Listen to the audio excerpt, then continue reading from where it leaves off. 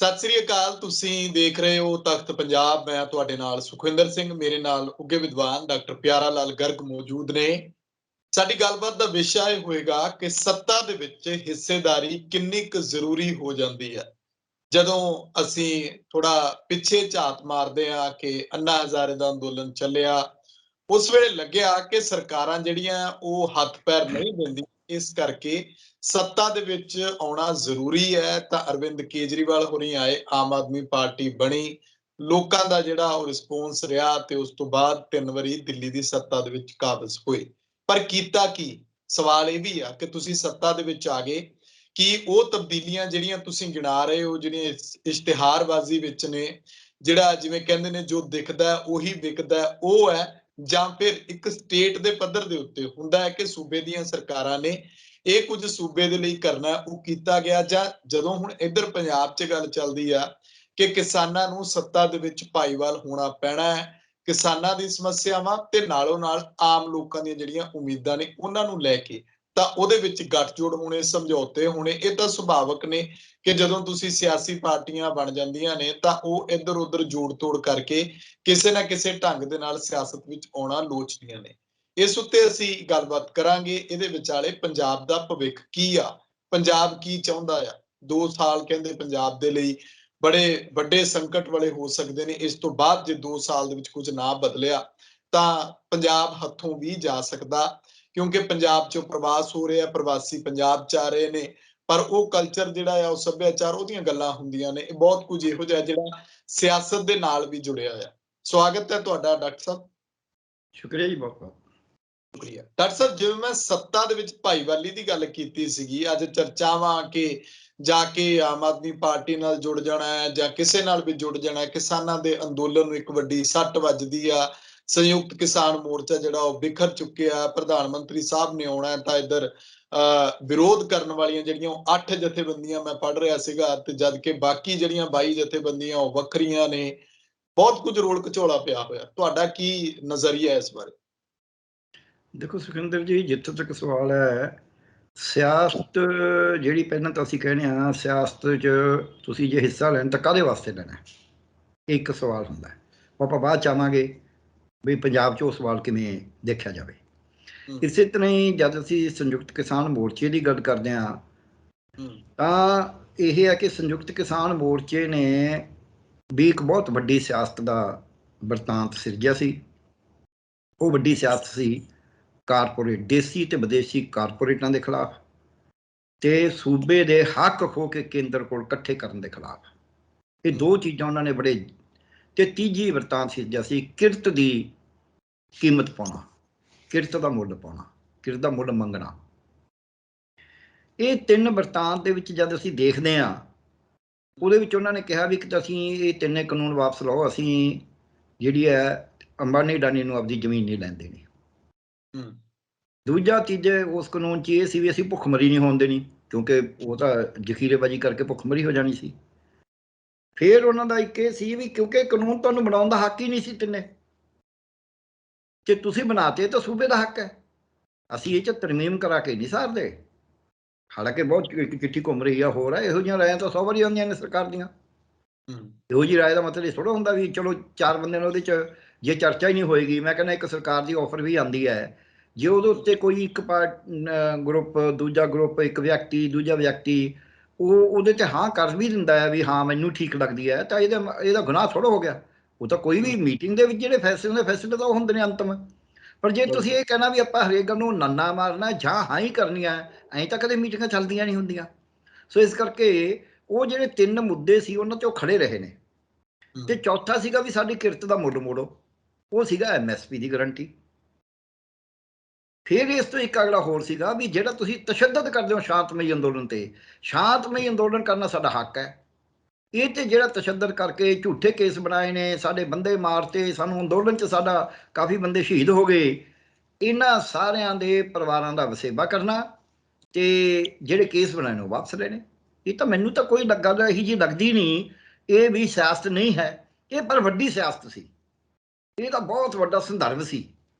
ਉਹ ਵੱਡੀ ਸਿਆਸਤ 'ਚੋਂ ਛੋਟੀ ਸਿਆਸਤ ਇਹ ਹੈ ਕਿ ਤੁਸੀਂ ਕਿਸੇ ਅਸੈਂਬਲੀ ਜਾਂ ਪਾਰਲੀਮੈਂਟ ਦੇ ਵਿੱਚ MP ਬਣ ਜਾਓ, MLA ਬਣ ਜਾਓ, ਮਿਨਿਸਟਰ ਬਣ ਜਾਓ, ਚੀਫ ਮਿਨਿਸਟਰ ਬਣ ਜਾਓ, कोई मिनिस्टर केंद्र च बन जाओ, ये उदों छोटी सियासत है। क्यों मैं कहना, सो तिन्ने खेती कानूनां दा जिहड़ा वरतांत सी, जिहड़ा किसानी मोर्चे दा वरतांत सी, एक तां उहदा वरतांत वड्डा सी सियासी, दूजा उहदा वरतांत जिहड़ा सी वो पूरे देश नूं अपील कर रिहा सी।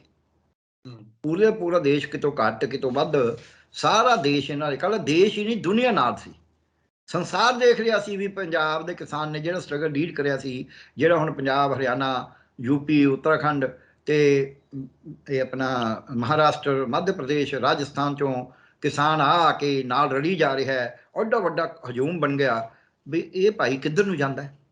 सो इस करके वो जिहड़ा मोर्चा सी, वो मोर्चे की आपदी एक ताकत सी, उस ताकत ने हुक्मरान नूं झुकाया। पर जिहड़ा हुण मोदी साहब आ रहे हैं, ਇਹਦੇ ਉੱਤੇ ਜਿਹੜੀਆਂ ਵਿਰੋਧ ਕਰ ਰਹੀਆਂ, ਤੁਸੀਂ 8 ਤਾਂ ਉਹ ਕਈਆਂ ਨੇ, 2 ਹੋਰ ਰਹਿ ਗਈਆਂ। ਉਗਰਾਹਾਂ ਗਰੁੱਪ ਉਹਨਾਂ ਬੱਤੀਆਂ 'ਚ ਸ਼ਾਮਲ ਨਹੀਂ ਸੀ, ਤੇ ਕਿਸਾਨ ਮਜ਼ਦੂਰ ਸੰਘਰਸ਼ ਕਮੇਟੀ ਜੋ ਮਾਝੇ ਦੀ ਉਹ ਵੀ ਸ਼ਾਮਲ ਨਹੀਂ ਸੀ। ਇਹ ਤਾਂ ਦੋਵੇਂ ਬਹੁਤ ਵੱਡੀਆਂ ਵੱਡੀਆਂ ਜਥੇਬੰਦੀਆਂ ਨੇ, ਤੇ ਜਿਹੜੀਆਂ 8 ਨੇ ਉਹਨਾਂ 'ਚ ਵੀ ਵੱਡੀਆਂ ਡੰਡੇਆਲ ਸਾਹਿਬ ਦੀ ਜਥੇਬੰਦੀ ਜਿਹੜੀ ਬਹੁਤ ਵੱਡੀ ਹੈ, ਡਕੌਂਦਾ ਗਰੁੱਪ ਹੈ ਜਿਹੜਾ ਉਹ ਕਾਫੀ ਬਹੁਤ ਵੱਡਾ ਗਰੁੱਪ ਹੈ। ਤੇ ਇਸ ਕਰਕੇ ਇਹਨਾਂ ਜਥੇਬੰਦੀਆਂ ਨੂੰ ਐਂ ਸਮਝਣਾ ਵੀ ਇਹ 8 ਨੇ, ਇਹਨਾਂ ਦੀ ਜਿਹੜੀ ਗਿਣਾਤਮਕ ਤਾਕਤ ਹੈ ਉਹ ਬਹੁਤ ਜ਼ਿਆਦਾ ਹੈ ਜੇ ਅਸੀਂ, ਤੇ ਗੁਣਾਤਮਕ ਵੀ ਬਹੁਤ ਜ਼ਿਆਦਾ, ਕਿਉਂਕਿ ਇਹਨਾਂ ਕੋਲੇ ਤਾਕਤ ਉਸ ਤਰੀਕੇ ਦੀ ਵੀ ਹੈ ਵੀ ਅਸੀਂ ਝੁਕਣਾ ਨਹੀਂ, ਫੈਸਲੇ ਕਰਨੇ ਨੇ। ਬਾਕੀ ਡਾਕਟਰ ਦਰਸ਼ਨਪਾਲ ਨੇ, ਹੋਰ ਲੀਡਰ ਨੇ, ਬਥੇਰੇ ਨੇ।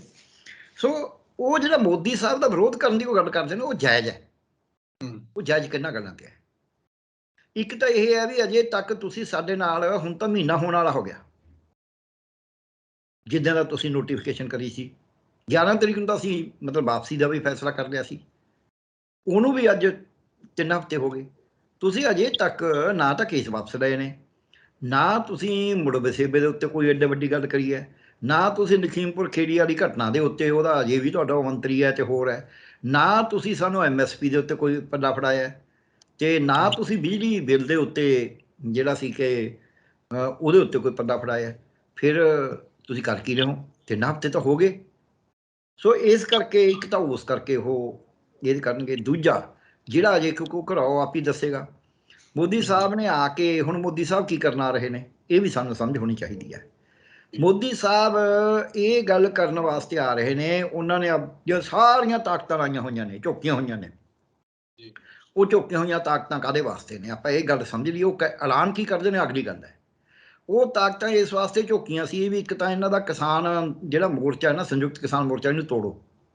ਉਹਦੇ 'ਚ ਏਜੰਸੀਆਂ, ਉਹਦੇ 'ਚ ਇਹਨਾਂ ਦੇ ਬੁੱਧੀਜੀਵੀ, ਇਹਨਾਂ ਦੇ ਪੱਖੀ ਬੰਦੇ, ਉਹ ਕਦੇ ਕੋਈ ਬਣਾ ਲੈਂਦੇ ਨੇ ਜਥੇਬੰਦੀ, ਕਦੇ ਕੋਈ ਬਣਾ ਲੈਂਦੇ ਨੇ। ਉਹਨਾਂ ਸਾਰਿਆਂ ਨੇ ਰਲ ਕੇ ਇੱਕ ਰੋਲ ਕਚੋੜਾ ਪਵਾਇਆ ਰਾਦਰ ਮੈਂ ਕਹਾਂਗਾ। ਦੂਜੀ ਜਿਹੜੀ ਸੀ ਵੀ ਤੁਸੀਂ ਪੰਜਾਬ ਹਰਿਆਣਾ ਤੇ ਯੂਪੀ ਦਾ ਜਿਹੜਾ ਏਕਾ ਬਣਿਆ, ਇਹ ਏਕਾ ਤੋੜੋ ਜੀ, ਤੇ ਇਹ ਏਕਾ ਤੋੜਨ ਵਾਸਤੇ ਉਹੋ ਜਿਹੀਆਂ ਗੱਲਾਂ ਖੜੀਆਂ ਕਰ ਦਿਓ ਜਿਨ੍ਹਾਂ ਨਾਲ ਬਾਕੀ ਸੂਬਿਆਂ ਨੂੰ ਲੱਗੇ ਵੀ ਇਹ ਵੀ ਤਾਂ ਆਪਦਾ ਲੈ ਕੇ ਬਹਿ ਗਏ, ਬਲਕਿ ਸਾਡਾ ਵੀ ਖੋੜਿਆ। ਉਹਦੇ 'ਚ ਚੰਡੀਗੜ੍ਹ ਦੇ ਤੇ ਪਾਣੀ ਦੇ ਮੁੱਦੇ ਖੜੇ ਕਰ ਦਿਓ ਹਰਿਆਣੇ ਨਾਲ। ਜਿਹੜਾ ਹਰਿਆਣਾ ਸਾਨੂੰ ਕਹਿੰਦਾ ਸੀ ਵੀ ਪੰਜਾਬ ਸਾਡਾ ਵੱਡਾ ਭਰਾ ਏ, ਜੇ ਪੰਜਾਬ ਕੇ ਲੋਕ ਜਾਏਂਗੇ ਗੋਲੀ ਹਮ ਖਾਏਂਗੇ। ਜਿਹੜੇ ਹਰਿਆਣੇ ਦੇ ਨੌਜਵਾਨ ਕਹਿੰਦੇ ਸੀ ਜਦ ਉਹਨਾਂ ਨੂੰ ਪੁੱਛਿਆ ਜਾਂਦਾ ਵੀ SYL ਤੁਸੀਂ ਪਾਣੀ ਲੈ ਲਓ ਇਹਨਾਂ ਤੋਂ, ਕਹਿੰਦੇ ਪਾਣੀ ਤਾਂ ਹमें चाहिए ही नहीं, ये तो सियासत का मुद्दा है।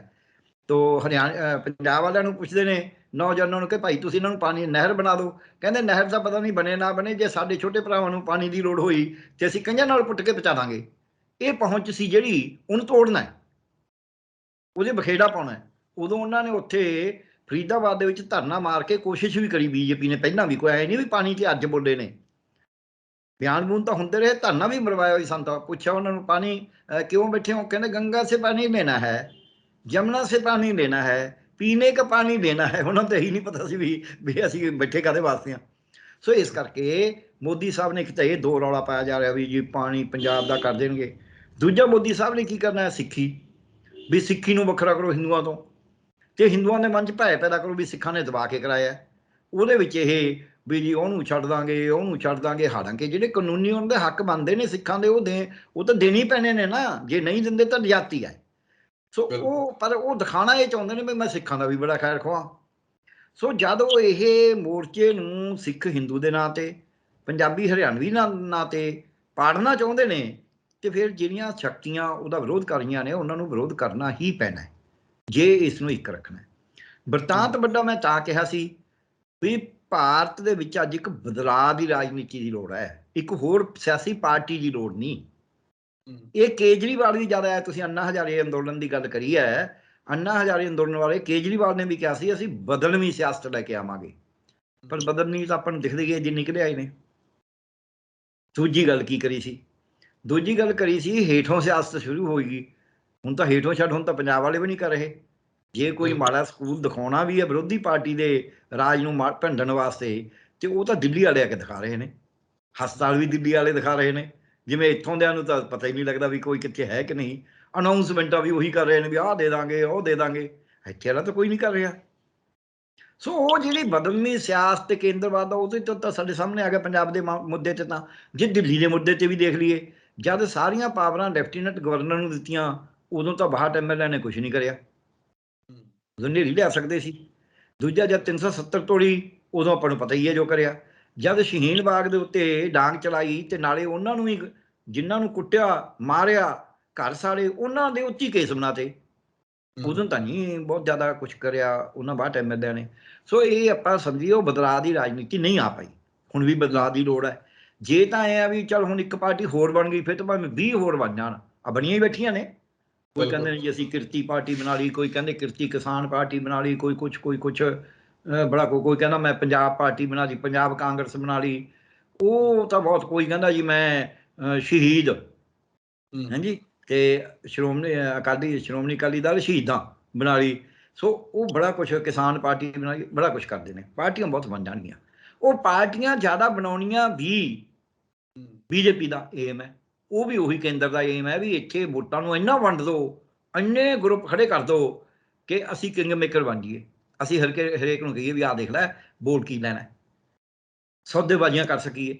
ਉਹਨਾਂ ਦਾ ਇਰਾਦਾ ਹੈ। ਇੱਥੋਂ ਦੀ ਕਾਂਗਰਸ ਦਾ ਕਿਉਂ ਇੰਟਰਸਟ ਹੋਏਗਾ ਜਾਂ ਅਕਾਲੀਆਂ ਦਾ ਕਿਉਂ ਇੰਟਰਸਟ ਹੋਏਗਾ ਵੀ ਵੋਟ ਬਹੁਤ ਜ਼ਿਆਦਾ ਵੰਡੀ ਜਾਵੇ, ਜਾਂ ਆਪ ਵਾਲਿਆਂ ਦਾ ਵੀ ਕਿਉਂ ਇੰਟਰਸਟ ਹੋਏਗਾ? ਸਿਰਫ ਇੰਟਰਸਟ ਜੇ ਹੋਏਗਾ ਤਾਂ ਉਹ ਬੀਜੇਪੀ ਦਾ ਹੈ ਕਿ ਵੋਟ ਇੰਨੀ ਵੰਡੀ ਜਾਵੇ, ਕਿਉਂਕਿ ਕਾਂਗਰਸ ਕੋਲੇ ਵੀ 20% ਵੋਟ ਪੱਕੀ ਹੈਗੀ ਹੈ, ਅਕਾਲੀਆਂ ਕੋਲ ਵੀ 20% ਹੈਗੀ ਹੈ, ਆਪ ਦੇ ਹੱਕ 'ਚ ਵੀ ਹਵਾ ਮਾੜੀ ਮੋਟੀ ਚੱਲ ਰਹੀ ਹੈ। ਤੇ ਫਿਰ ਉਹ ਵੋਟ ਵੰਡਣ ਦਾ ਤਾਂ ਫਾਇਦਾ ਜ਼ਿਆਦਾ ਤਰੀਕੇ ਨਾਲ ਵੰਡੀ ਜਾਣ ਦਾ ਤਾਂ ਫਾਇਦਾ ਹੋਣਾ ਬੀਜੇਪੀ ਨੂੰ ਹੀ।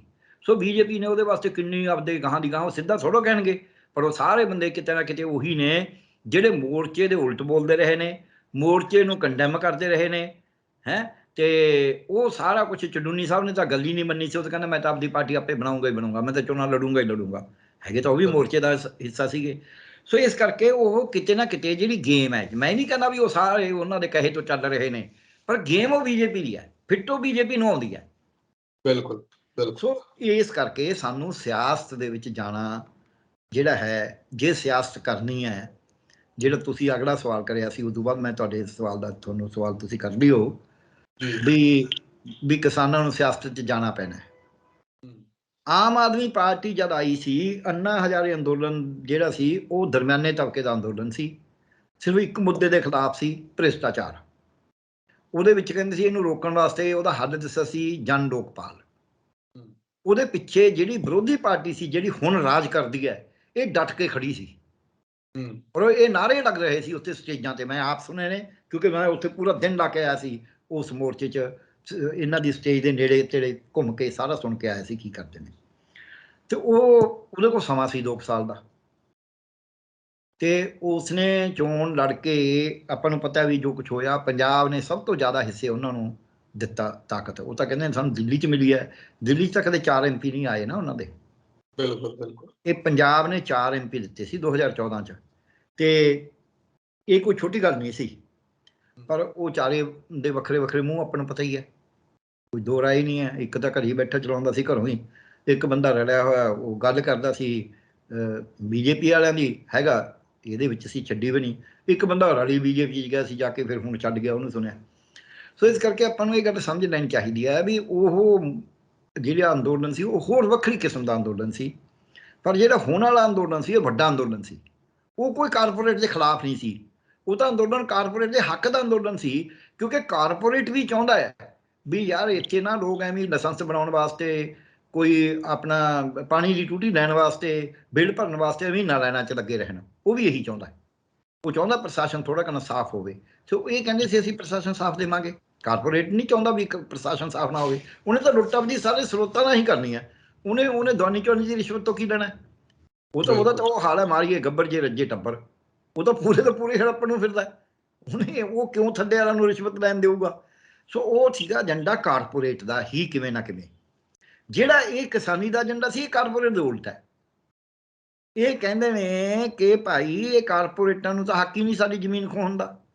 ਇਹ ਕਹਿੰਦੇ ਨੇ ਕਿ ਭਾਈ ਜਿਹੜਾ ਸਾਡੀ ਕਿਰਤ ਦਾ ਮੁੱਲ ਮਿਲਣਾ ਚਾਹੀਦਾ, ਤਾਂ ਕਦੇ ਕਿਰਤ ਦਾ ਮਤਲਬ ਵੀ ਕੋਈ ਨਹੀਂ, ਅਸੀਂ ਤਾਂ ਮਸ਼ੀਨਾਂ ਤੋਂ ਖੇਤੀ ਕਰਾਵਾਂਗੇ। ਸੋ ਕਿਰਤ ਤਾਂ ਵਿੱਚੋਂ ਕੱਢੀ ਜਾ ਰਿਹਾ, ਮਨੁੱਖੀ ਕਿਰਤ ਤਾਂ ਕੱਢੀ ਜਾ ਰਿਹਾ ਉਹ। ਸੋ ਇਸ ਕਰਕੇ ਉਹ ਕਹਿੰਦੇ ਨੇ ਵੀ ਭਾਈ ਇਹ ਕੇਂਦਰ ਦਾ ਕੋਈ ਹੱਕ ਨਹੀਂ ਹੈ।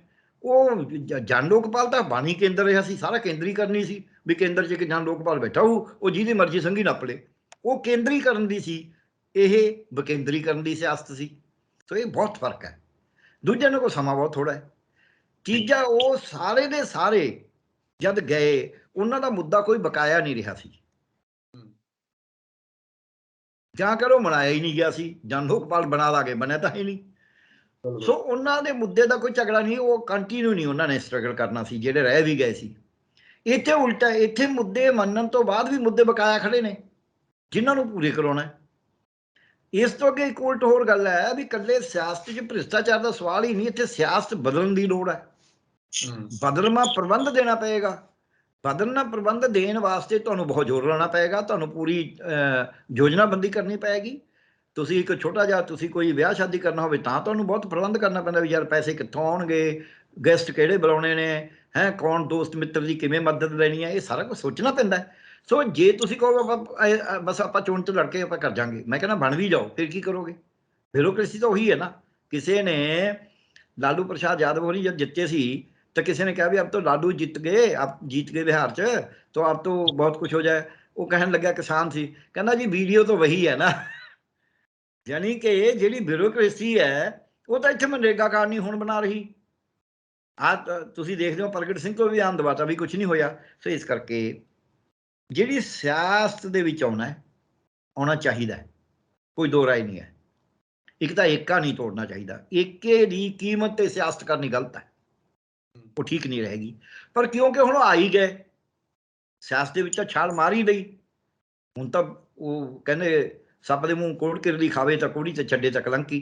ਹੁਣ ਉਹਨਾਂ ਨੂੰ ਪੈਰਲਲ ਸਿਆਸਤ ਇਹ ਨਹੀਂ ਹੈ ਕਿ ਕੇਜਰੀਵਾਲ ਨਾਲ ਜਾ ਕੇ ਕਹੀ ਜਾਣ ਵੀ ਤੂੰ ਸਾਡੇ ਨਾਲ ਸਮਝੌਤਾ ਕਰ ਲੈ, ਜਾਂ ਲੋਕ ਅਧਿਕਾਰ ਲਹਿਰ ਜਿਹੜੀ ਹਮੇਸ਼ਾ ਇਹ ਕਹਿੰਦੀ ਰਹੀ ਵੀ ਕਾਨੂੰਨ ਤਾਂ ਠੀਕ ਨੇ, ਹੁਣ ਤਾਂ ਕਾਨੂੰਨਾਂ ਨਾਲ ਰਹਿਣਾ ਸਿੱਖੋ, ਇਹ ਤਾਂ ਵਾਪਸ ਹੀ ਨਹੀਂ ਹੋਣੇ, ਉਹਨਾਂ ਨਾਲ ਜਾ ਕੇ ਸਮਝੌਤਾ ਕਰਨਗੇ। ਫਿਰ ਤਾਂ ਮੈਨੂੰ ਲੱਗਦਾ ਨਹੀਂ, ਜਿਹੜਾ ਅਸੀਂ ਅਸੂਲਾਂ ਦੀ ਹੋਰ ਦੀ ਗੱਲ ਕਰਦੇ ਹਾਂ, ਫਿਰ ਤਾਂ ਰਾਜੇਵਾਲ ਸਾਹਿਬ ਦਾ ਤਾਂ ਕੱਦ ਹੀ ਬਹੁਤ ਉੱਚਾ ਸੀ। ਸੋ ਐਡੇ ਉੱਚੇ ਕੱਦ ਵਾਲਾ ਬੰਦਾ ਕਿਸੇ ਇੱਕ ਛੋਟੀ ਜਿਹੀ ਕਿਰਤੀ ਪਾਰਟੀ ਬਣ ਗਈ ਜੀ, ਫਲਾਣੇ ਬਣ ਗਏ ਜੀ, ਉਹਨਾਂ ਕੋਲ ਚਲੇ ਜਾਓ ਜੀ, ਉਹਨਾਂ ਕੋਲ ਚਲੇ ਜਾਓ। ਇਹ ਨਹੀਂ, ਉਹਨਾਂ ਨੂੰ ਕੀ ਬਣਦਾ ਹੈ ਕਿ ਦੇਖੋ ਜੀ ਅਸੀਂ ਸਿਆਸਤ ਦੇ ਵਿੱਚ ਇੱਕ ਪੈਰਲਲ ਸਿਆਸਤ ਦੇਣੀ ਹੈ, ਪੈਰਲਲ ਏਜੰਡਾ ਦੇਣ ਵੀ ਅਸੀਂ ਸਿੱਖਿਆ ਦਾ ਸੁਧਾਰ ਐਂ ਕਰਾਂਗੇ, ਸਿਹਤ ਦਾ ਐਂ ਕਰਾਂਗੇ ਜੇ ਚੋਣਾਂ ਲੜਨੀਆਂ ਨੇ, ਹੋਰ ਕੁਛ ਨਾ ਕਰਨ, ਚਾਹੇ ਖੇਤੀ ਦਾ ਐਂ ਕਰਾਂਗੇ, ਸ਼ਡਿਊਲਡ ਕਾਸਟਾਂ ਦੀਆਂ ਸਮੱਸਿਆਵਾਂ ਦਾ ਐਂ ਹੱਲ ਕਰਾਂਗੇ, ਪਰਿਆਵਰਨ ਦਾ ਐਂ ਹੱਲ ਕਰਾਂਗੇ, ਰੁਜ਼ਗਾਰ ਦਾ ਐਂ ਹੱਲ ਕਰਾਂਗੇ, ਜਿਹੜਾ ਇੱਥੇ ਨਸ਼ੇ ਨੇ ਉਹਨਾਂ ਦਾ ਆਹ ਹੱਲ ਕਰਾਂਗੇ, ਪੂਰਾ ਡਿਟੇਲ 'ਚ ਉਹ ਦੱਸਣ। ਇੱਕ ਤਾਂ ਪੈਰਲਲ ਸਿਆਸਤ ਦੇਣੀ, ਕਿਉਂਕਿ ਦੂਜੇ ਤਾਂ ਭਾਈ ਭਤੀਜਾਵਾਦੀ ਕਰਦੇ ਨੇ। ਦੂਜਾ ਇਹ ਵੀ ਜਿਹਨੇ ਸਾਨੂੰ ਵੋਟ ਪਾਉਣੀ ਆ ਪਾਓ ਨਾ ਪਾਓ, ਜੋ ਤੁਸੀਂ ਕਿਹਾ ਸੀ ਵੀ ਪਾਰਟੀਆਂ ਦੇ ਗੱਠਜੋੜ, ਉਹ ਅਨਪ੍ਰਿੰਸੀਪਲਡ ਅਸੀਂ ਗੱਠਜੋੜ ਕਰਨਾ ਹੀ ਨਹੀਂ, ਕਿਉਂਕਿ ਪਾਰਟੀਆਂ ਅਨਪ੍ਰਿੰਸੀਪਲਡ ਨੇ।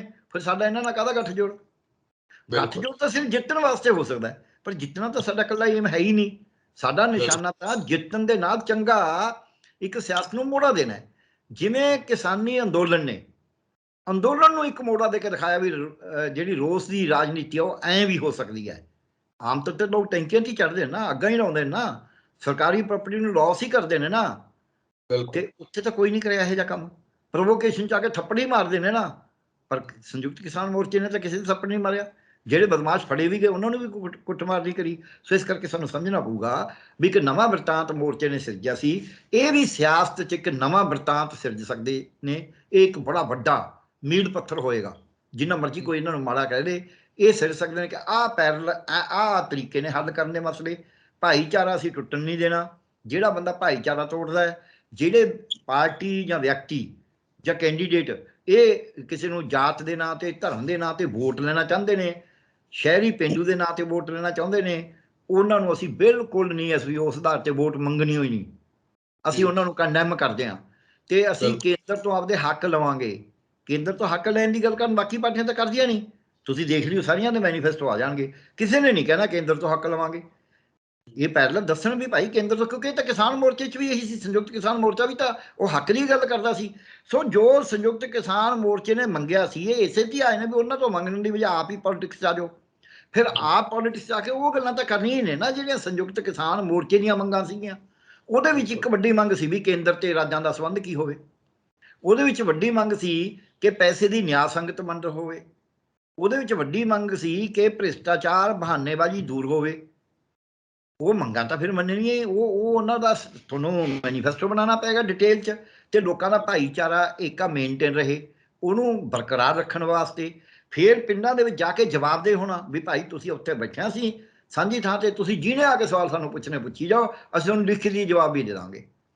ਜੇ ਤਾਂ ਇਹੋ ਜਿਹਾ ਵਰਤਾਂਤ ਸਿਰਜ ਦਿੰਦੇ, ਜਿਹੜਾ ਕਿ ਸਿਰਜ ਸਕਦੇ ਸੀ, ਜਿਹੜੀ ਇਹਨਾਂ ਕੋਲ ਸ਼ਕਤੀ ਹੈਗੀ ਸੀ, ਜਿੱਤਣ ਨਾ ਜਿੱਤਣ ਨੂੰ ਭੁੱਲ ਜਾਂਦੇ, ਉਹਦਾ ਫਾਇਦਾ ਕੀ ਹੋਣਾ ਸੀ? ਮੈਂ ਸਿਰਫ ਇੰਨੀ ਗੱਲ ਦੱਸਾਂਗਾ, ਫਿਰ ਤੁਸੀਂ ਸਵਾਲ ਕਰ ਲਿਓ। ਉਹਦਾ ਫਾਇਦਾ ਇਹ ਹੋਣਾ ਸੀ ਵੀ ਹੁਣ ਜੇ ਇਹ ਜੇ ਕੰਪਰੋਮਾਈਜ਼ ਕਰਕੇ ਹੋਰ ਕਰਕੇ ਕਿਸੇ ਨਾਲ ਮਿਲ ਕੇ ਫਿਰ ਜੇ ਇਹ 5 7 10 20 ਬੰਦੇ ਜਿੱਤਦੇ ਵੀ ਨੇ ਤੇ ਬੀਜੇਪੀ ਨੂੰ ਕਹਿਣ ਦਾ ਮੌਕਾ ਮਿਲੂ, ਆਹ ਦੇਖ ਲਓ ਵੀ ਆਹ ਹਾਲ ਹੋ ਗਿਆ, ਨਾਲੇ ਹਾਲੇ ਕੱਢ ਲਏ ਦੂਜਿਆਂ ਦੇ। ਜੇ ਇਹ ਕਹਿੰਦੇ ਨੇ ਵੀ ਸਾਨੂੰ ਜਮਾ ਹੀ ਨਾ ਵੋਟ ਪਾਓ ਚਾਹੇ, ਫਿਰ ਉਹ ਕਹਿਣਗੇ ਵੀ ਅਸੀਂ ਤਾਂ ਅਸੂਲਾਂ ਦੀ ਸਿਆਸਤ ਕਰਨ ਗਏ ਸੀ, ਅਸੀਂ ਤਾਂ ਜਿੱਤਣ ਗਏ ਹੀ ਨਹੀਂ ਸੀਗੇ। ਤੁਸੀਂ ਕਿਵੇਂ ਕਹਿੰਦੇ ਸਾਨੂੰ ਵੋਟਾਂ ਘੱਟ ਮਿਲੀਆਂ ਨੇ?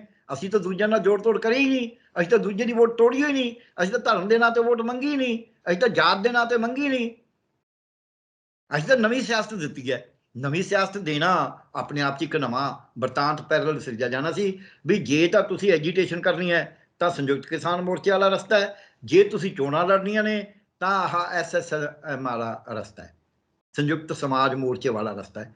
ਤੁਸੀਂ ਜਿਹੜੇ ਪਾਸੇ ਜਿਹਨੇ ਜਾਣਾ ਜਾਓ, ਆਹ ਦੋ ਰਸਤੇ ਨੇ, ਇੱਧਰ ਆਹ ਹੈ ਉੱਧਰ ਆਹ ਹੈ, ਉੱਧਰਲਾ ਚੁਣਨਾ ਉੱਧਰ ਚੁਣੀ ਜਾਓ, ਇੱਧਰਲਾ ਚੁਣਨਾ ਇੱਧਰ ਚੁਣ ਲਓ, ਪਰ ਰਸਤਾ ਆਹ ਹੀ ਹੈ।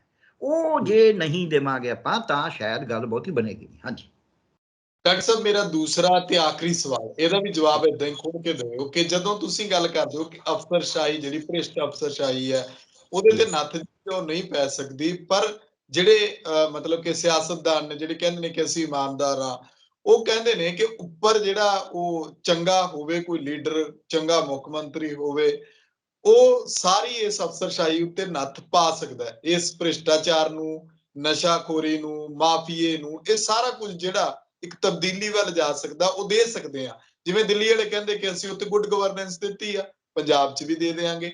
ਏਦਾਂ ਹੀ ਸਾਰੇ ਕਹਿੰਦੇ ਨੇ, ਗੁਜਰਾਤ ਮਾਡਲ ਵੀ ਦਿਖਾਇਆ ਜਾਂਦਾ ਆ ਕਿ ਅਸੀਂ ਦੇ ਦੇਵਾਂਗੇ ਗਵਰਨੈਂਸ, ਦੇਵਾਂਗੇ ਲੋਕਾਂ ਨੂੰ। ਲੋਕਾਂ ਦੇ ਮੁੱਦਿਆਂ ਤੇ ਸਾਰੇ ਆ ਕੇ ਫੋਕਸ ਹੋ ਰਹੇ ਨੇ ਹੁਣ, ਕਿ ਲੋਕ ਮੰਗਦੇ ਨੇ ਸਿਹਤ ਤੇ ਹੋਰ ਸਹੂਲਤਾਂ ਜਿਹੜੀਆਂ ਨੇ ਉਹ ਸਾਰੀਆਂ, ਬੇਰੁਜ਼ਗਾਰੀ ਦਾ ਖਾਤਮਾ, ਇਹ ਲੋਕ ਮੰਗਦੇ ਨੇ। ਉਹ ਕਹਿੰਦੇ ਲੋਕਾਂ ਦੇ ਮੁੱਦਿਆਂ ਤੇ ਆ ਕੇ ਸਿਆਸਤ ਕਰੋ, ਵੱਡੀ ਗੱਲ ਨਾ ਕਰੋ। ਅਫਸਰਸ਼ਾਹੀ ਦੇ ਉੱਤੇ ਲਗਾਮ ਪੈ ਜਾਏਗੀ ਜੇ ਉੱਪਰ ਕੁੰਡਾ ਚੰਗਾ ਹੋ। ਦੇਖੋ, ਜੇ ਤਾਂ ਉੱਪਰ ਚੰਗਾ ਕੁੰਡੇ ਦੀ ਗੱਲ ਕਰਦੇ ਹੋ ਤੁਸੀਂ, ਪਹਿਲਾਂ ਤਾਂ ਇਕੱਲਾ ਕੁੰਡਾ ਨਹੀਂ, ਜੇ ਉਹਦੇ ਪਿੱਛੇ ਫੋਲੋਇੰਗ ਤੇ ਹੋਰ ਕਾਫੀ ਕੁਝ ਚਾਹੀਦਾ ਹੁੰਦਾ ਹੈ।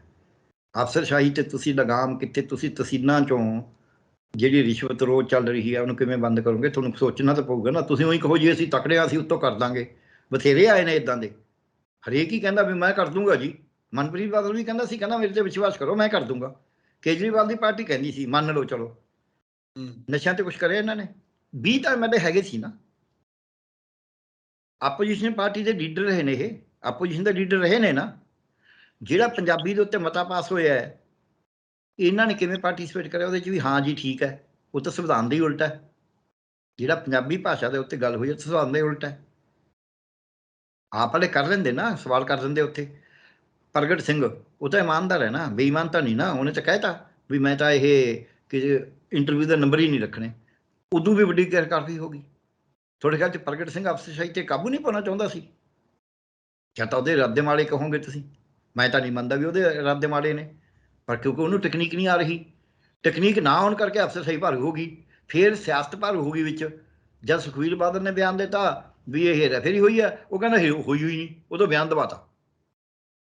ਤੁਸੀਂ ਦੇਖੋ ਸਹੀ, ਜਿਹੜਾ ਇਹ ਜਿਹੜਾ ਸੱਪ ਹੈ ਨਾ, ਇਹ ਜਿਹਾ ਵੀ ਬੰਦੇ ਨੂੰ ਬੜ ਕੇ ਉਹਨੂੰ ਲੱਗਦਾ ਤਾਂ ਇਹ ਵੀ ਬੜਾ ਕੂੜਾ ਹੈ, ਪਰ ਉਹਨੂੰ ਐ ਨਿਚੋੜ ਦਿੰਦਾ ਹੈ। ਸਿਆਸਤ ਜਿਹੜੀ ਹੈ, ਜਿੰਨਾ ਚਿਰ ਤੁਹਾਡੇ ਪਿੱਛੇ ਲੋਕ ਨਹੀਂ ਖੜੇ, ਪਿੰਡਾਂ ਚੰਗਾ ਸਰਪੰਚ ਪੰਚ ਜਿੱਤ ਜਾਂਦਾ ਹੈ। ਕਿੰਨੇ ਕੁ ਪਿੰਡ ਨੇ ਜਿੱਥੇ ਉੱਥੇ ਗ੍ਰਾਮ ਸਭਾ ਹੋਈ ਹੋਵੇ ਜਾਂ ਬਹੁਤ ਜ਼ਿਆਦਾ ਕੁਝ ਹੋਇਆ ਹੋਵੇ। ਲੋਕਾਂ ਦੀ ਤਾਕਤ ਨਾਲ ਲੈਣੀ ਹੁੰਦੀ ਹੈ। ਜਿਹੜਾ ਲੋਕਾਂ ਦਾ ਇਹੀ ਤਾਂ ਇਹ ਵੀ ਇੱਕ ਉਹਨਾਂ ਤਾਕਤਾਂ ਦਾ ਪ੍ਰਚਾਰ ਹੈ ਜਿਹੜੇ ਕਹਿੰਦੇ ਚਿਹਰਾ ਕੌਣ ਹੈ ਜੀ ਤੁਹਾਡਾ ਮੁੱਖ ਮੰਤਰੀ ਦਾ, ਜਿਹੜੇ ਕਹਿੰਦੇ ਪ੍ਰਧਾਨ ਮੰਤਰੀ ਤਕੜਾ ਹੋਵੇ ਸਭ ਕੁਝ ਹੋ ਸਕਦਾ ਹੈ। ਇੱਕ ਵਿਅਕਤੀ ਤਕੜਾ ਹੋਵੇ ਜਾਂ ਮਾੜਾ ਹੋਵੇ, ਇਹ ਠੀਕ ਹੈ, ਉਹਦਾ ਫਰਕ ਪੈਂਦਾ ਹੈ, ਪਰ ਉਹਦੇ ਨਾਲ ਸਿਆਸਤ ਨਹੀਂ ਬਦਲਦੀ। ਜੇ ਤਾਂ ਤੁਸੀਂ ਸਿਆਸਤ ਕਰਦੇ ਹੋ ਕਾਰਪੋਰੇਟ ਪੱਖੀ, ਫੇਰ ਤਾਂ ਇੱਕ ਵਿਅਕਤੀ ਤਕੜਾ ਹੋਵੇ ਉਹ ਕਹੂਗਾ ਇਹਨੂੰ ਸਸਪੈਂਡ ਕਰ ਦਿਓ, ਕਿਉਂਕਿ ਪ੍ਰੈਸ ਸਾਰੀ ਉਹਦੇ ਹੱਕ 'ਚ ਕਾਰਪੋਰੇਟ ਦੇ, ਉਹ ਕਹੇਗਾ ਠੀਕ ਹੈ ਇਹਨੂੰ ਵੱਡੇ ਕਰੋ। ਜਿੱਦੇ ਕਾਰਪੋਰੇਟ ਦੇ ਖਿਲਾਫ ਸਟੈਂਡ ਲਓਗੇ ਨਾ, ਉਹਦੇ ਦੇਖੋ ਕਿਵੇਂ ਪਰਚੇ ਉੱਧਰ ਦੇ ਨੇ ਤੁਹਾਡੇ। ਸਵਾਲ ਇਹ ਨਹੀਂ ਹੈ, ਜਿਹੜੇ ਬੰਦੇ ਸੋਚਦੇ ਨੇ ਜਦ ਤੁਹਾਡੇ ਕੋਲ ਜੰਗਲਾਂ ਦਾ ਅਧਿਕਾਰ ਹੈ ਹੀ ਨਹੀਂ, ਤੁਸੀਂ ਪ੍ਰੋਗਰਾਮ ਕਰਿਆ ਹੀ ਸੀ, ਯਾਦ ਹੈ ਤੁਹਾਨੂੰ ਵੀ ਚਿੱਠੀ ਕਰਤੀ ਸੀ ਇਹਨਾਂ ਨੇ, ਫਿਰ ਤੁਸੀਂ ਜੰਗਲ ਦੇ ਉੱਤੇ ਉਹਨਾਂ ਦੇ ਉਲਟ ਸਟੈਂਡ ਲਓਗੇ ਤੇ ਉਹਦੇ 'ਚ ਕਾਰਪੋਰੇਟ ਬਿਊਰੋਕ੍ਰੇਸੀ ਦਾ ਕੋਈ ਰੋਲ ਹੀ ਨਹੀਂ ਹੈ। ਫਿਰ ਪਾਣੀ ਦਾ ਗਰਾਊਂਡ ਵਾਟਰ ਬੋਰਡ ਬਣਾਇਆ ਹੋਇਆ ਉਹਨਾਂ ਨੇ, ਸੈਂਟਰ ਗਰਾਊਂਡ ਵਾਟਰ ਬੋਰਡ, ਜੋ ਉਹਦੀ ਗੱਲ ਨਹੀਂ ਮੰਨੋਗੇ ਉਹ 'ਚ ਬਿਊਰੋਕ੍ਰੇਸੀ ਦਾ ਕੀ ਰੋਲ ਹੈ। ਫਿਰ ਆ ਭਾਸ਼ਾ ਦੇ ਮਾਮਲੇ 'ਤੇ ਨਿਊ ਐਜੂਕੇਸ਼ਨ ਪਾਲਿਸੀ ਬਣਾਤੀ, ਉਹਦੇ 'ਚ ਬਿਊਰੋਕ੍ਰੇਸੀ ਦਾ ਕੀ ਰੋਲ ਹੈ। ਫਿਰ ਸਿਹਤ ਦੇ ਉੱਤੇ ਉਹਨਾਂ ਨੇ ਕਹਿਤਾ ਨੀਟ ਲਿਆ ਕਰਾਂਗੇ, 2 ਵਾਰੀ ਲਿਆ ਕਰਾਂਗੇ, ਅਤੇ ਦਾਖਲੇ ਅਸੀਂ ਕਰਾਂਗੇ, ਅਤੇ ਫੀਸਾਂ PG ਦੀਆਂ 50% ਸੀਟਾਂ 'ਤੇ ਕੇਂਦਰ ਸਰਕਾਰ ਤੈਅ ਕਰੂਗੀ ਸੀਟਾਂ, ਦੂਜਿਆਂ 'ਤੇ ਤੁਸੀਂ ਕਰ ਹੀ ਨਹੀਂ ਸਕਦੇ, ਉਹ ਪ੍ਰਾਈਵੇਟ ਸੰਸਥਾ ਕਰੂਗੀ। ਇਹ ਸਾਰੇ ਦੇ ਉੱਤੇ ਸਿਲੇਬਸ ਉਹ ਤੈਅ ਕਰਦੇ ਨੇ, ਤੁਸੀਂ ਕੀ ਕਰੋਗੇ, ਤੁਹਾਡੀ ਬਿਊਰੋਕ੍ਰੇਸੀ ਕੀ ਕਰੂਗੀ। ਫਿਰ ਖੇਤੀ ਬਿੱਲ ਮੁੱਢ ਦਾ ਆਉਂਦੇ ਨੇ ਮੰਨ ਲਓ, ਫਿਰ ਤੁਹਾਡੀ ਬਿਊਰੋਕ੍ਰੇਸੀ ਕੀ ਕਰੂਗੀ। ਤੁਸੀਂ ਗੱਲ ਸਮਝਣ ਦੀ ਆਪਾਂ ਲਈਏ, ਸਰਫੇਸ ਟਰਾਂਸਪੋਰਟ ਐਕਟ ਉਹਨਾਂ ਨੇ ਬਣਾਤਾ, ਤੁਹਾਡੀ ਬਿਊਰੋਕ੍ਰੇਸੀ ਕੀ ਕਰੂਗੀ, ਉਹ ਤਾਂ ਕਰਨੀ ਉਹਨਾਂ ਨੇ ਹੈ। ਸੋ ਜਿਹੜਾ ਇਹ ਕਹਿਣਾ ਹੈ ਨਾ ਵੀ ਜੇ ਉੱਤੋਂ ਆਏ ਹੋ ਜੇ ਜੀ, ਫਿਰ ਆਪਾਂ ਦੂਜਾ ਉਹ ਕੀ ਕਰਨਗੇ, 25 ਕਿਲੋਮੀਟਰ ਤੱਕ ਨਾ 50 ਕਿਲੋਮੀਟਰ ਤੱਕ BSF ਲਾਤੀ ਨਾ, ਫਿਰ ਨਸ਼ੇ ਨਹੀਂ ਫੜੇ ਗਏ, ਨਸ਼ੇ ਤਾਂ ਫਿਰ ਵੀ ਆਏ ਨੇ, ਅਟੈਕ ਫਿਰ ਨਹੀਂ ਹੋਏ, ਅਟੈਕ ਵੀ ਹੋਏ ਨੇ, ਬੇਅਦਬੀਆਂ ਨਹੀਂ ਹੋਈਆਂ, ਫਿਰ ਵੀ ਹੋਈਆਂ ਨੇ। ਫਿਰ ਉਹਨਾਂ ਨੇ ਕੀ ਕਰ ਲਿਆ, ਸਵਾਏ ਇਸ ਦੇ ਕਿ ਇੱਥੋਂ ਦੀ ਪੁਲਿਸ ਨੂੰ ਦੂਰੀ ਜ਼ਿੰਮੇਵਾਰੀ ਪਾਤੀ, ਵੀ ਜੇ ਗੜਬੜ ਹੋ ਜਾਏ ਉਹ ਕਹਿੰਦੇ ਇੱਥੋਂ ਦੀ ਪੁਲਿਸ ਮਾੜੀ, ਜੇ ਚੰਗਾ ਹੋ ਜਾਏ ਕਹਿੰਦੇ ਅਸੀਂ ਕਰਿਆ, ਤਾਂ ਹੋਰ ਥੱਲੇ ਲਾ ਲਏ। ਆਪਾਂ ਇਹ ਸਮਝਣ ਦੀ ਕੋਸ਼ਿਸ਼ ਕਰੀਏ ਕਿ ਸਾਡੇ ਸੰਵਿਧਾਨ ਦੀ ਜਿਹੜੀਆਂ ਮਦਾਂ ਨੇ, ਸਾਡੇ ਸੰਵਿਧਾਨ 'ਚ ਰਾਜ ਦਾ ਤੌਰ ਤਰੀਕਾ ਕੀ ਹੈ। ਜੇ ਤਾਂ ਤੁਸੀਂ ਤਕੜੇ ਦੇ ਹੱਕ ਦੀ ਗੱਲ ਕਰਦੇ ਹੋ ਫਿਰ ਤਾਂ ਕੋਈ ਇਤਰਾਜ਼ ਹੀ ਨਹੀਂ ਹੈ, ਫਿਰ ਤੁਸੀਂ ਕਰੀ ਜਾਓ। ਜਿੱਦੇ ਤੁਸੀਂ ਮਾੜੇ ਦੇ ਹੱਕ ਦੀ ਗੱਲ ਕਰੋਗੇ ਉਦੇ ਫਿਰ ਦੇਖੋ ਕਿਹੜੇ ਭਾਵਿਕ ਦੀ ਗੱਲ ਤਾਂ ਇੱਥੇ ਹੈ। ਆਪ ਵਾਲਿਆਂ ਨੇ ਹੁਣ ਤੱਕ ਇਹ ਦੱਸ ਦੇਣ ਵੀ ਨਸ਼ਿਆਂ ਤੇ ਇਹਨਾਂ ਨੇ ਕੀ ਕਰਿਆ, ਇਹ ਦੱਸ ਦੇਣ ਵੀ ਇਹਨਾਂ ਨੇ ਪੰਜਾਬ ਦੇ ਜਿਹੜੀ ਪੰਜਾਬੀ ਭਾਸ਼ਾ ਸੀ ਉਹ ਤੇ ਕੀ ਕਰਿਆ ਆਪਦੇ ਵੱਲੋਂ, ਇਹ ਦੱਸ ਦੇਣ ਕਿ ਗ੍ਰਾਮ ਜਿਹੜਾ ਸਭ ਤੋਂ ਸੌਖਾ ਕੰਮ ਸੀ ਵੀ ਗ੍ਰਾਮ ਸਭਾਵਾਂ ਹੋਣ, ਇਹ ਦੱਸ ਦੇਣ 20 MLA ਚੋਂ 5 MLA ਦੱਸ ਦੇਣ ਜੀ ਸਾਡੇ ਏਰੀਏ 'ਚ ਅਸੀਂ ਗ੍ਰਾਮ ਸਭਾਵਾਂ ਕਰਾਈਆਂ ਨੇ। ਉਹ ਤਾਂ ਕਰਾ ਸਕਦੇ ਸੀ ਨਾ, ਔਰ ਉਹਨਾਂ 'ਤੇ ਕੋਈ ਬੇਈਮਾਨੀ ਦਾ ਵੀ ਦੋਸ਼ ਨਹੀਂ। ਇਹ ਤਾਂ ਨਹੀਂ ਹੈ ਵੀ ਉਹ ਬੇਈਮਾਨ ਨੇ, ਇੱਕ ਵੀ MLA 'ਤੇ ਦੋਸ਼ ਨਹੀਂ ਲੱਗਿਆ ਵੀ ਇਹ ਪੈਸੇ ਖਾ ਗਿਆ ਜੀ, ਇਹਨੇ ਕਿਸੇ ਨੂੰ ਤੰਗ ਕਰਿਆ ਹੋਵੇ, ਪਰ ਕੰਮ ਤਾਂ ਨਹੀਂ ਨਾ ਕਰਿਆ। ਕਿਉਂ? ਕਿਉਂਕਿ ਵਿਡੋ ਨਹੀਂ ਕਰਨਾ ਚਾਹੁੰਦਾ, ਉੱਥੇ ਬਿਊਰੋਕ੍ਰੇਸੀ ਹੈ। ਸੋ ਜਿੱਥੇ ਬਿਊਰੋਕ੍ਰੇਸੀ ਹੈ ਆਉਂਦੀ ਇੱਥੇ ਲੋਕਲ, ਉਹ ਤਾਂ ਬਿਊਰੋਕ੍ਰੇਸੀ ਲੋਕਲ ਗੱਲਾਂ ਤਾਂ, ਪਰ ਉੱਪਰਲੀਆਂ ਗੱਲਾਂ 'ਤੇ ਕੀ ਕਰੋਗੇ ਜਿਹੜੀਆਂ ਤੁਹਾਡੇ ਵੱਸ 'ਚ ਹੀ ਨਹੀਂ ਹੈਗੀਆਂ, ਉਹਦੀ ਮੈਂ ਗੱਲ ਕਰਨਾ। ਸੋ ਆਹ ਟੋਲ ਪਲਾਜ਼ੇ ਨੇ, ਤੁਹਾਨੂੰ ਪਤਾ ਵੀ NHAI ਦੇ ਅੰਡਰ ਨੇ ਜਿਹੜੇ, ਉਹਨਾਂ 'ਤੇ ਤੁਸੀਂ ਕੁਛ ਨਹੀਂ ਕਹਿ ਸਕਦੇ, ਇਹ ਤਾਂ ਫੈਸਲਾ ਹੀ ਉਹਨਾਂ ਨੇ ਕਰਨਾ, ਜਿੰਨੀ ਮਰਜ਼ੀ ਟੋਲ ਲਾਈ ਜਾਣ, ਜੋ ਮਰਜ਼ੀ ਕਰੀ ਜਾਣ, ਤੁਸੀਂ ਕੁਛ ਕਰ ਹੀ ਨਹੀਂ ਸਕਦੇ।